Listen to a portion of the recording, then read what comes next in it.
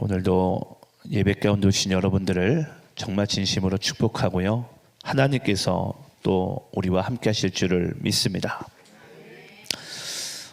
이제 우리 교회는 이 갈라디아서 강해를 마치고요. 오늘부터 이제 히브리서 강해 말씀을 시작하려 합니다. 그래서 이 히브리서 말씀과 갈라디아서 말씀, 로마서 말씀은 특히나 믿음의 장이라고 이렇게 이야기를 많이 합니다.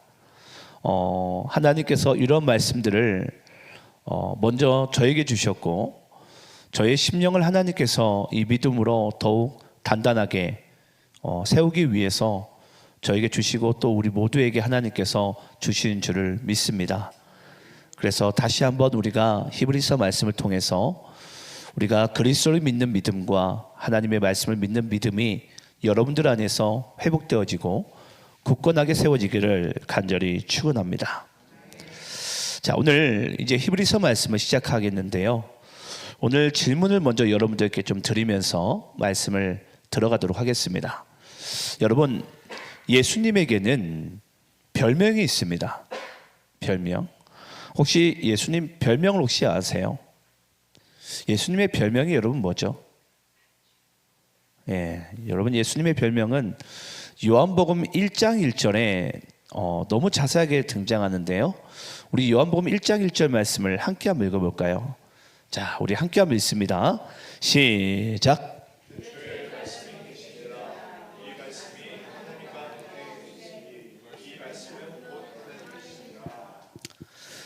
태초에 말씀이 계시니라. 이 말씀이 하나님과 함께 계셨으니 이 말씀은 곧 하나님이시니라. 예수님의 별명이 뭐라고요? 말씀이에요. 말씀. 여러분, 말씀에는 세 종류가 있습니다. 첫 번째는 여러분 뭐냐면요, 예수님 자신이 말씀의 본체가 되세요. 말씀의 본체. 이게 첫 번째 말씀의 의미고요. 두 번째는 여러분들이 읽으신 이 성경이 바로 말씀입니다. 말씀. 자, 그러면 세 번째는 여러분, 성경을 이제 쉽게 이해할 수 있도록 풀어드리고 전하는 역할을 하는 이 설교가 또한 말씀입니다.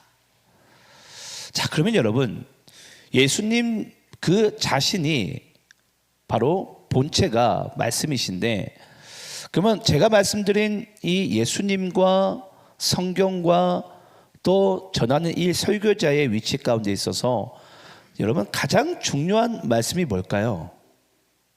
예수님이시죠. 왜냐? 예수님이 말씀의 본체가 되기 때문입니다. 그래서 여러분, 우리는 결국은 말씀을 통해서 하나님께서 우리에게 드러내기 원하시는 것은요, 다른 게 아니에요. 예수예요. 왜냐? 말씀의 본체가 곧 예수이기 때문입니다. 또 한 가지 좀 질문을 좀 드리자면요, 여러분, 인간의 모든 소망의 총합은 무엇이라고 생각하세요? 여러분들의 소망은 뭐죠? 구원이죠. 구원. 우리가 구원받으려고 예수 믿는 거 아닙니까? 너무 계산적으로 보이나요? 아닙니다, 여러분. 우리가 예수 믿는 이유는요, 구원받으려고 믿는 거예요. 어떻게 그럴 수가 있냐고요? 어떻게 그럴 수 있는 게 여러분, 예수를 믿고 구원받는 것입니다. 그래서 여러분들이 당당하게 얘기하세요. 예수를 왜 믿습니까? 바로 내가 구원받기 위해서입니다. 근데 여러분, 중요한 것은요, 이 구원이라는 것은 인간의 소망의 총합이 됩니다. 총합. 쉽게 이야기하자면 여러분, 우리가 인생을 살다 보면은 많은 것들을 우리가 소망할 수 있고 원할 수가 있잖아요. 근데 그 소망하는 것, 그 원하는 모든 것의 총합은 결국은 뭐라고요? 구원이라는 것입니다. 구원이다. 그래서 여러분, 그때부터 오직 이 구원에 이르는 길, 이 구원받는 방법은 하나님께서 오직 한 가지 방법으로만 정해 놓으셨어요. 그게 뭐냐면 바로 메시아 그리스도 예수라는 것입니다. 그래서 그때부터 이제 쉽게 이야기하자면, 인간은 창세기 아담과 하와가 선악과를 먹고 죄를 지을 때부터 인간은 그때부터 계속해서 무언가를 소망해 옵니다. 여러 가지를 소망해 봤겠죠? 하지만 그 소망의 총합이 구원이라는 사실을 인간들이 살아가면서 그 인류의 역사 가운데 스스로 알게 됩니다. 아, 결국은 우리가 원하는 것은 바로 구원이라는 것이구나. 처음에 돈인 줄 알아요. 또 나중에 건강인 줄 압니다. 나중에 죽기 전에 보니까 죽고 나니까 건강도 돈도 아무 소용이 없는 거예요. 내가 성공했던 그 높은 자리 또한 아무 소용이 없는 거예요. 그제서야 인간이 알게 되는 거예요. 우리의 소망의 총합은 구원일 수밖에 없구나. 그때부터 여러분 인간은요, 이 구원을 소망을 하면서 간절히 뭘 대망하게 된 줄 아십니까? 바로 메시아를 대망하게 됩니다. 아, 이 예수가 없이는 인류가, 인간이, 내가 절대 구원을 받을 수 없구나라는 사실을 그제서야 알게 되는 거예요. 제가 여러분 지금 이렇게 여러분들에게 구구절절히 설명해 드리는 이유가 있어요. 말씀을 들어가기 전에. 자, 또 한 가지 좀 질문을 해볼게요. 여러분, 이제 여러분들이 보시는 성경은 이제 두 가지로 나뉘어져 있잖아요. 구약이 있고 신약이 있습니다. 여러분, 구약을 혹시 영어로 뭐라고 하는지 혹시 아세요? 예? 예. 우리 한번 방송실 친절하게 좀 띄워주시겠어요? 구약을 영어로는 이 올드 테스타먼트라고 이렇게 이야기합니다. 올드 테스타먼트. 근데 여러분 보통 이 구약을 이제 쉽게 이야기하자면 오래된 언약, 오래된 약속이라고 보통 이야기를 많이 합니다. 근데 보통 사람들이 약속하면은 가장 쉽게 영어 단어로 뭘 알고 있죠? 프로미스라고 알고 있잖아요. 그럼 여러분 이 프로미스와 이 테스타먼트가 차이점이 혹시 뭔 줄 아세요? 어떤 차이점이 있을까요? 여러분 테스타먼트는요, 원래 이걸 조금 더 성경에 맞게 직역을 하자면 이와 같습니다. 이건 언약과 약속의 의미보다는 유언과 같아요. 유언. 예. 그러면 왜 이 구약에 대한 말씀을 올드 테스타먼트라고 이렇게 정했냐면 이와 같습니다. 여러분 약속과 유언의 차이점을 혹시 아십니까? 약속과 유언의 차이점. 여러분 약속은요, 만약에 예를 들어서 A라는 사람과 B라는 사람이 서로 약속을 합니다. 그러면 살아있는 동안에는 한쪽이 만약에 약속을 깨버리게 되면 그 약속은 뭐 하게 되죠? 취소가 되는 거예요. 취소가. 근데 여러분 바로 약속과 유언의 차이점이 바로 그건데요. 유언은 뭐가 다르죠? 유언은 언제 보통 유언을 합니까? 죽기 전에. 그러면 죽고 나면은 그 유언은 어떻게 되게 되죠? 취소될 수가 없어요. 취소될 수가. 어떤 의미인지 여러분 아시겠습니까? 그래서 여러분 이 구약의 말씀 올드 테스타먼트라는 것은 이거 약속의 의미보다는 우리는 유언의 의미로 보는 것이 훨씬 더 많습니다. 쉽게 이야기하자면 취소할 수 없다라는 것입니다. 그래서 여러분 혹시 창세기 말씀 기억나세요? 아브라함이 하나님께서 말씀하신 언약을, 약속을 깹니까 안 깹니까? 아브라함이 깨잖아요. 예. 분명히 하나님께서 내가 너에게 아들을 주겠다고 얘기하는데 아브라함이요 기다리지 못하는 거예요. 그래서 인간이 제일 못하는 게 여러분 뭐냐면요, 기다림입니다. 기다림. 지금도 우리는 그리스도가 재림하실 때까지를 기다리면 되는데 이 기다림이 쉽지 않아요. 그러니까 우리의 이 믿음이 하루가 다르게 우리는 이렇게 요동치지 않습니까? 예. 오늘 은혜 받은 것 같은데 저 문을 열고 나가는 순간 이 은혜가 확 그냥 안개처럼 사라져 버리는 거예요. 그래서 여러분 하나님께서 그 언약을, 약속을 깬 아브라함에게 뭘 행하게 하시죠? 할례를 행하게 하시잖아요. 그 할례 여러분 의미가 뭔 줄 아세요? 너는 이제 죽었다라는 뜻이에요. 죽었다. 그래서 여러분 우리가 이 사실을 알아야 됩니다. 구약의 말씀 올드 테스타먼트를 통해서 우리가 알 수 있는 것은요, 하나님께서 우리에게 주신 이 유언은 이미 아브라함을 죽이시고 하나님께서 우리에게 주신 언약이에요. 그러니까 이 유언을 쉽게 이야기하자면 여러분 깨지지 않는다라는 것입니다. 깨지지 않는다. 그럼 당연히 이제 신약에 나타나는 이 신약을 영어 단어로 하면 뭐가 되죠? 뉴 테스타먼트가 되겠죠. 이 신약의 말씀도 여러분 아시겠지만은 그 예수님께서 다시 오실 것이라는 것을 우리에게 유언하고 가셨어요. 그러면서 십자가에 죽으셨죠. 그 신약의 유언 또한 테스트먼트 또한 한마디로 반드시 이루어진다. 깨지지 않는 약속이라는 거예요. 깨지지 않는 약속. 그래서 여러분 성경 말씀을 신구약의 말씀이라고 얘기하면서 올드 테스타먼트, 뉴 테스타먼트라고 이야기하면서 우리에게 말씀합니다. 하나님께서 우리에게 하신 이 언약, 약속, 유언은 뭐하지 않는다? 깨지지 않는다. 깨지지 않으면 여러분 반드시 뭐한다라는 거예요? 이루어진다라는 것입니다. 여러분 믿습니까? 하나님의 말씀은요, 구약의 때나 지금의 때나 또 앞으로 미래에서도 반드시 하나님의 말씀은 이루어지는 말씀인 줄을 믿습니다. 여러분 신약 성경에서 마지막 이 한 가지 질문하고 말씀 보겠습니다. 여러분 신약 성경에서 가장 먼저 있는 신약 성경 책이 어떤 책이죠? 예? 예. 신약 성경에서 가장 먼저 등장하는 말씀이 뭐예요? 마태복음이잖아요. 예. 제가 어려운 질문을 했나요? 매우 쉬운 질문한 것 같은데. 자, 그럼 여러분 신약 성경 마태복음 1장 1절 말씀 혹시 아세요? 1장 1절 말씀 우리 방송실 친절하게 좀 띄워주시겠어요? 자, 우리 마태복음 1장 1절 말씀을 함께 한번 읽어보겠습니다. 자, 시작. 아브라함과 다윗의 자손 예수 그리스도의 계보라. 여러분, 만약에 여러분들이 하나님이세요. 하나님께서 이 뉴 테스타먼트, 이 새로운 이제 유언을 하실 텐데, 이 새로운 유언을 하는 것에 있어서 하나님께서 하고 많고 수많은 말들 중에 왜 하필이면 하나님께서 마태복음 1장 1절을 아브라함과 다윗의 자손 예수 그리스도의 계보라 이렇게 하면서 신약의 이 말씀을 이렇게 탁 오픈을 했을까요? 여러분 그 이유가 여러분 뭐라고 생각을 하십니까? 여러분 이와 같아요. 제가 구약의 말씀이 영어로 뭐라고 그랬죠? 올드 테스타먼트라고 그랬어요. 하나님께서 우리에게 오래전에 뭐 하셨다?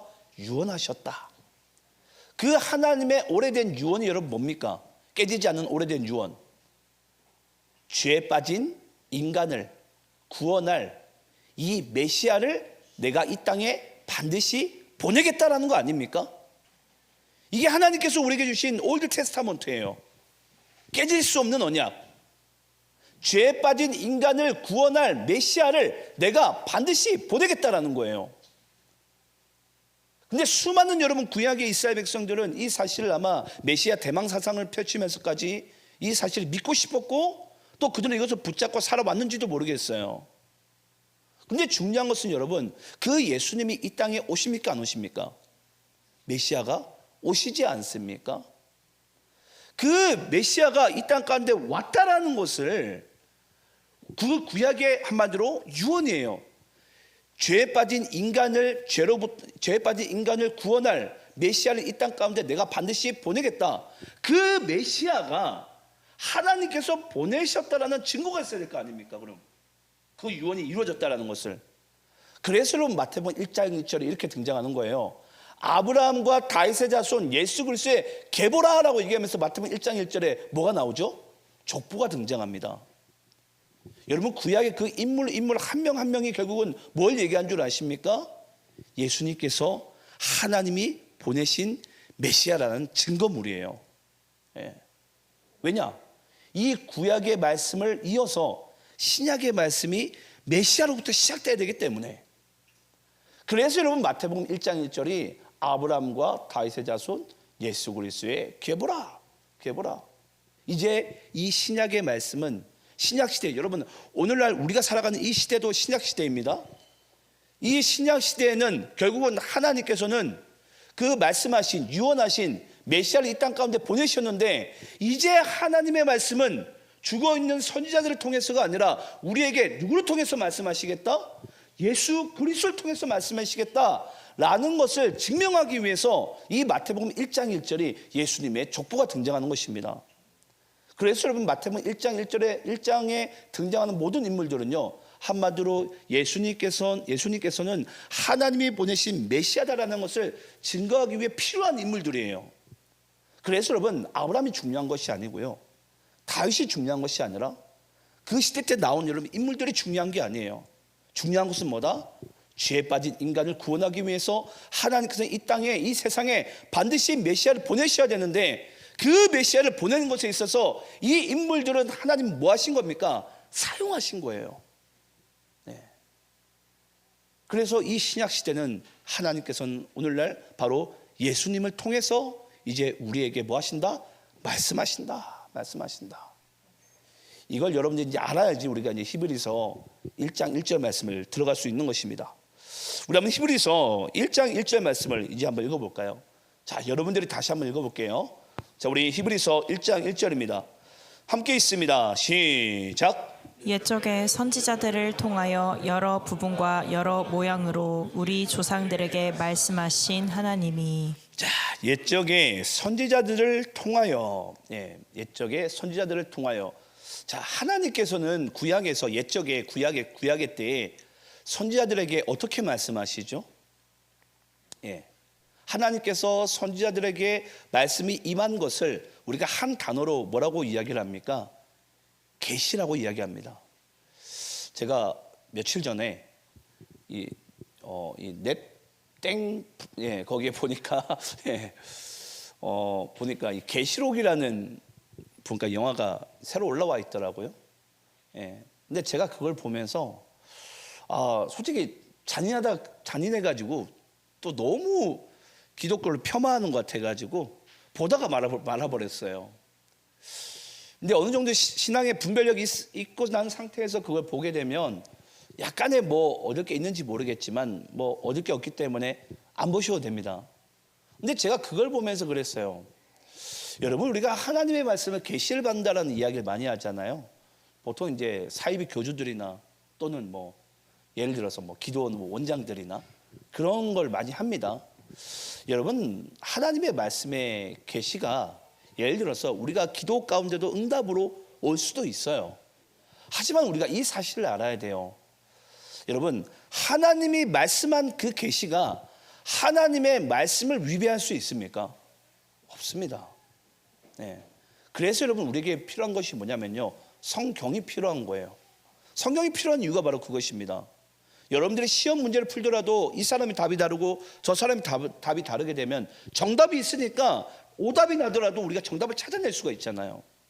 성경이 우리에게 여러분 그렇습니다. 근데 옛적에는 한마디로 그때 당시에는 아시겠지만 하나님의 이 성경 말씀이 구전으로 이어서 옵니다. 구전으로.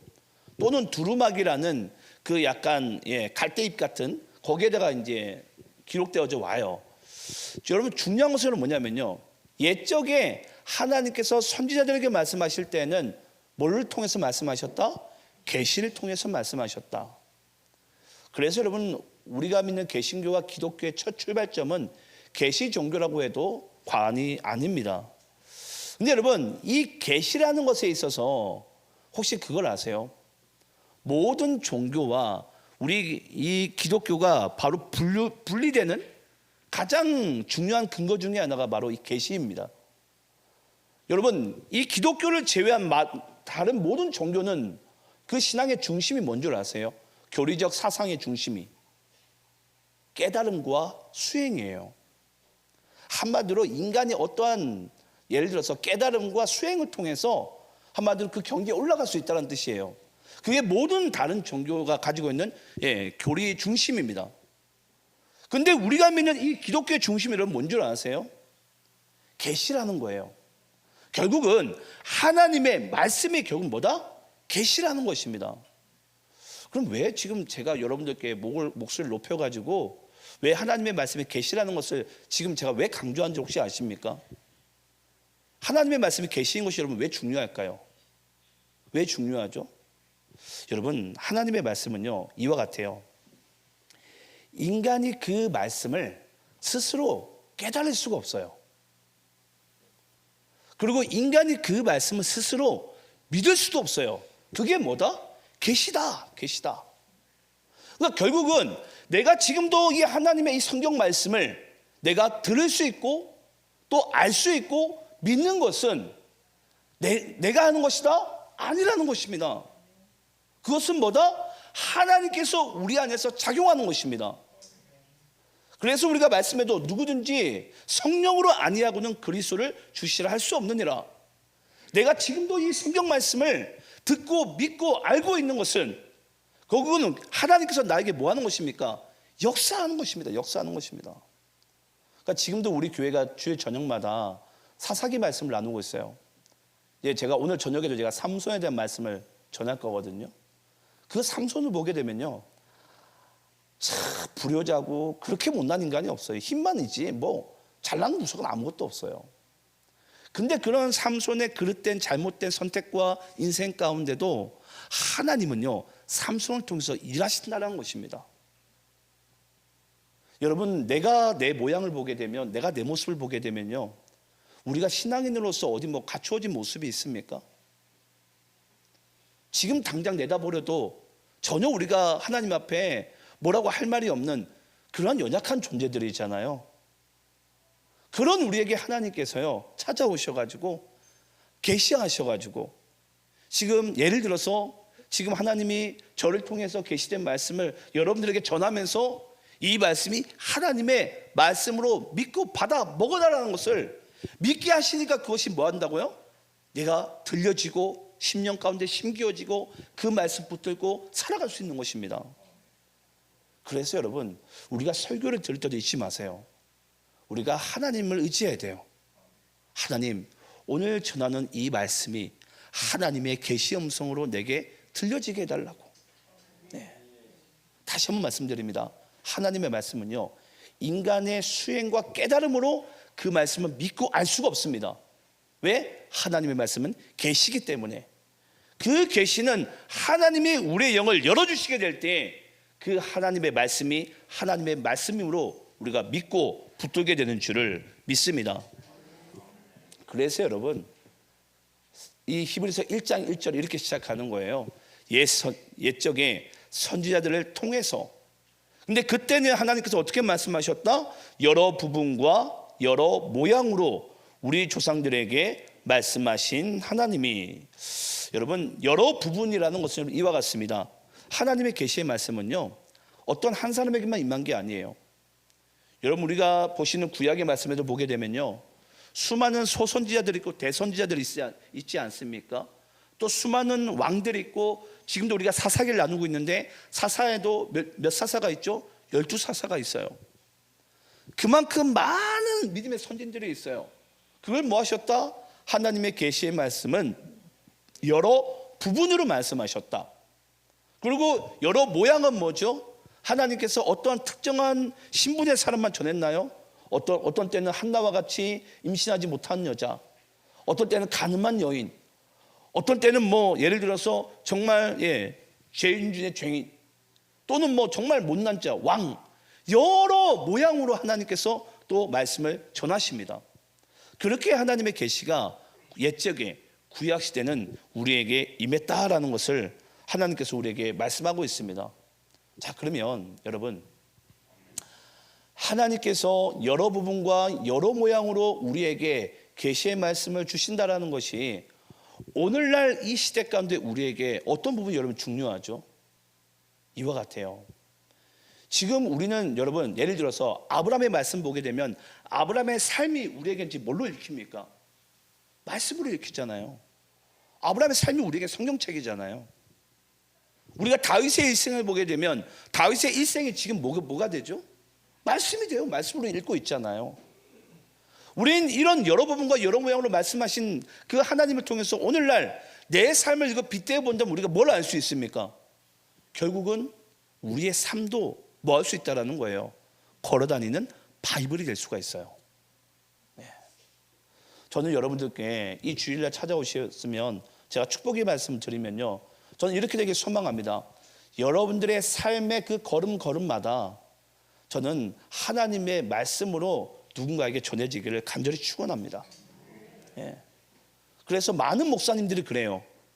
사도행전, 이 사도행전 말씀은 28장에서 마침표가 된 것이 아니라 지금도 사도행전은 29장, 30장 하나님께서 이 걸어다니는 바이블로서 우리 각자의 삶을, 성도의 삶을 하나님께서 뭐 하신다?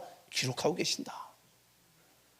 그 기록된 여러분들의 삶의 발자국이 안 믿는 사람들에게 또는 불신자들에게 많은 죄인들에게 저는 전달되어지는 하나님의 메시지가 되기를 간절히 축원합니다. 우리 한번 창세기 18장 17절 말씀 읽어볼까요? 창세기 18장 17절입니다. 자, 우리 함께 한번 읽어보겠습니다. 시작. 여호와께서 이르시되 내가 하려는 것을 아브라함에게 숨기겠느냐. 여러분, 이 말씀의 의미가 뭘까요? 하나님께서 말씀하시는 거예요. 내가 하고 싶은 것을 아브라함에게 숨기겠느냐? 무슨 뜻이죠? 지금도 이 시대에도, 이 시간에도 하나님께서 하시고 싶은 일을 믿는, 예수를 믿는 우리에게 하나님께서 숨기고 싶겠습니까? 그건 뭐 하겠다라는 거예요? 우리의 삶을 통해서 하나님이 하실 일을 뭐 하겠다? 드러내겠다는 거 아닙니까? 이 세상에 전하겠다는 내용 아닙니까? 이것은 단지 아브라함이 아니라 오늘날 예수 믿는 우리에게도 하나님께서는 우리를 통해서 지금도 이 세상 가운데 하나님이 하나님 되심을, 그리스도가 메시아 되심을 지금도 전하기를 간절히 원하신 줄을 믿습니다.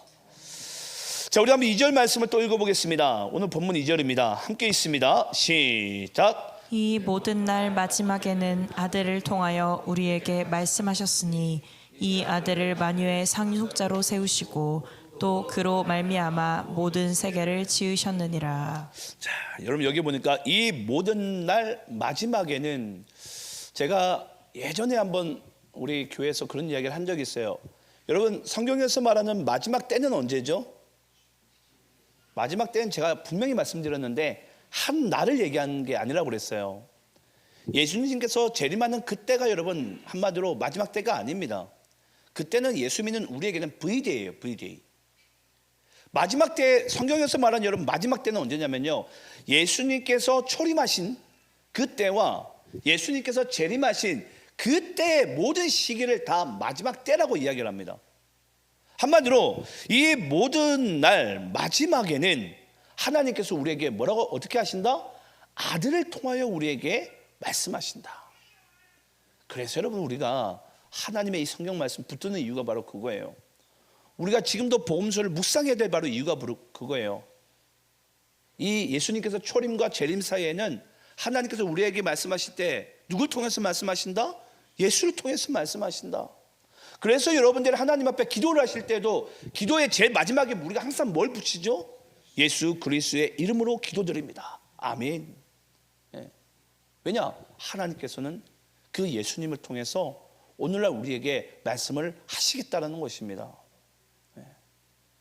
여러분, 이 말씀을 믿는 자가 주의 음성을 듣게 되고요, 이 말씀을 붙드는 자가 하나님의 음성을 듣고 그의 인도하심을 따라 살게 된 줄을 믿습니다. 우리 한번 누가복음 3장 9절 말씀 읽어보겠습니다. 누가복음 3장 9절입니다. 자, 우리 함께 있습니다. 시작. 이미 도끼가 나무 뿌리에 놓였으니 좋은 열매 맺지 아니하는 나무마다 찍혀 불에 던져지리라. 자, 여러분, 이미 도끼가 나무 뿌리에 놓였다라는 이 표현이 무슨 뜻이죠? 이제 곧 이 나무가 벌목할 때가 됐다라는 것입니다. 그 마지막 때가 한마디로 임박했다라는 거, 임박했다. 네. 그럼 결국은 여러분, 우리가 이 누가복음 3장 9절을 빗대어서 오늘 본문 2절을 제가 다시 읽어볼게요. 이 모든 날 마지막에는 아들을 통하여 우리에게 말씀하셨으니 이 아들을 만유의 상속자로 세우시고 또 그로 말미암아 모든 세계를 지으셨느니라.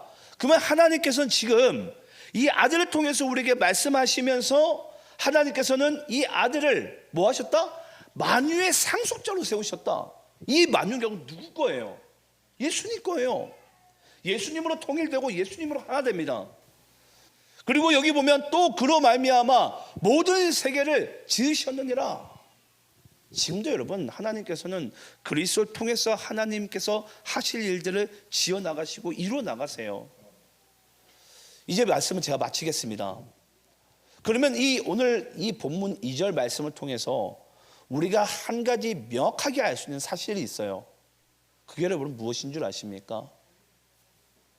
이제 앞으로 우리의 남은 인생은요, 예수를 통하지 않고 예수로 말미암지 않는 모든 행위는 한마디로 뭐라는 것입니까?